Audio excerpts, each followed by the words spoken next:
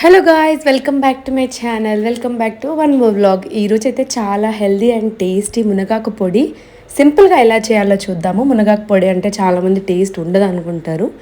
ఒకసారి ఈ వేలో చేయండి, చాలా టేస్టీగా ఉంటుంది. ఫస్ట్ దీనికోసం అయితే మునగాకును తీసుకొని ఒకసారి వాష్ చేసిన తర్వాత ఇలా కంప్లీట్ డ్రై అయ్యే వరకు అయితే మనం దీన్ని ఆరబెట్టుకోవాలి. అంటే మొత్తం ఇలా క్రిస్పీగా అవ్వాలి, అంత ఎండబెట్టుకుంటే సరిపోతుంది.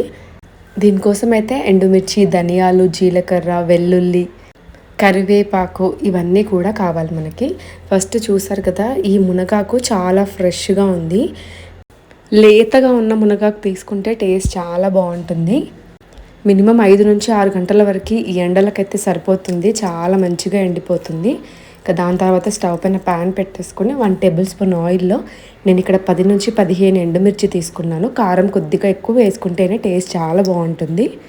ఇవి ఒక 2 నుంచి 3 నిమిషాల వరకు ఫ్రై చేసుకుంటే సరిపోతుంది. ఇవి పక్కన పెట్టేసుకొని అదే ప్యాన్లో 3 నుంచి 4 టేబుల్ స్పూన్ల వరకు ధనియాలను కూడా వేయించుకోవాలి. ఇలా ఏ పొడులు చేసుకున్నా ధనియాలు, జీలకర్ర యాడ్ చేసుకుంటే టేస్ట్తో పాటు డైజెషన్కి కూడా చాలా మంచిది. మునగాకు పొడిని కంప్లీట్గా మునగాకుతో కాకుండా దాంట్లో ఒక సగం వరకైనా మనం కరివేపాకును యాడ్ చేస్తే టేస్ట్ అనేది ఇంకా చాలా బాగుంటుంది. కరివేపాకు జనరల్గా మనం తినడానికి ఇష్టపడం కాబట్టి ఇలా పొడిలా చేసుకుంటే టేస్ట్కి టేస్ట్, హెల్త్ కూడా చాలా మంచిది. ఇలా ధనియాలు ఫ్రై చేసిన తర్వాత అవి పక్కన పెట్టేసుకొని జీలకర్రను కూడా 3 నుంచి 4 టేబుల్ స్పూన్ వరకు మంచిగా డ్రై రోస్ట్ చేసుకోవాలి. జీలకర్ర, ధనియాలు కొంచెం ఎక్కువ క్వాంటిటీలో తీసుకోవడం వల్ల టేస్ట్కి చాలా బాగుంటుంది అసలు. ఇప్పుడు కరివేపాకును కూడా ఒక ఫుల్ కప్పును తీసుకొని కొంచెం ఆయిల్లో కరకరలాడేంత వరకు అయితే దీన్ని ఫ్రై చేసుకోవాలి.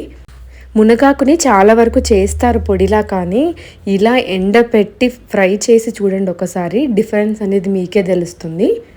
మునగాకుని మార్నింగ్ టైంలో మనము ఎండకి పెట్టడం వల్ల హెల్త్కి కూడా చాలా మంచిది. కొంచెం 6 నుంచి 8 వరకు అలా సరిపోద్ది. ఒక 2-3 అవర్స్లో మనకి ఇంత మంచిగా ఎండిపోతుంది. దాన్ని ఒక 1 టేబుల్ స్పూన్ ఆయిల్లో ఇలా కలుపుతూనే ఉండాలి, తొందరగా మాడిపోతుంది. ఎందుకంటే ఆల్రెడీ ఆకు మంచిగా ఎండిపోయింది కదా. జస్ట్ లైట్గా ఆయిల్లో ఒక 3 మినిట్స్ వరకు రోస్ట్ చేసుకోవాలి. మునగాకు మొత్తం కూడా ఫ్రై అయిన తర్వాత ఈలోపైతే మనం ముందు ఫ్రై చేసి పెట్టిన కరివేపాకు, ధనియాలు, ఎండుమిర్చి ఇవన్నీ కూడా మిక్సీ చేసుకోవాలి. వెల్లుల్లిని కూడా డైరెక్ట్గా తీసుకోవాలి, పొట్టుతో సహా 10 to 12 తీసుకోవాలి. ఫస్ట్ అయితే మిక్సీ జార్లోకి మనం ఇవన్నీ తీసుకొని దాంట్లోకే టేస్ట్కి సరిపడా సాల్ట్ని, నేనైతే ఇక్కడ రాక్ సాల్ట్ని యాడ్ చేశాను. వెల్లుల్లి ఒక్కటి లాస్ట్లో యాడ్ చేసి మిగతావన్నీ కూడా ఒకసారి మిక్సీ చేసుకోవాలి. దాని తర్వాత మనం ముందు ఫ్రై చేసి పెట్టిన మునగాకు పొడిని కూడా దీంట్లో యాడ్ చేసుకోవాలి. మనం ఇవి యాడ్ చేసుకుంటే సరిపోతుంది, టేస్ట్ అనేది చాలా బాగుంటుంది. ఇంకా ఎక్స్ట్రాగా ఏం వేసుకోవాల్సిన అవసరం లేదు.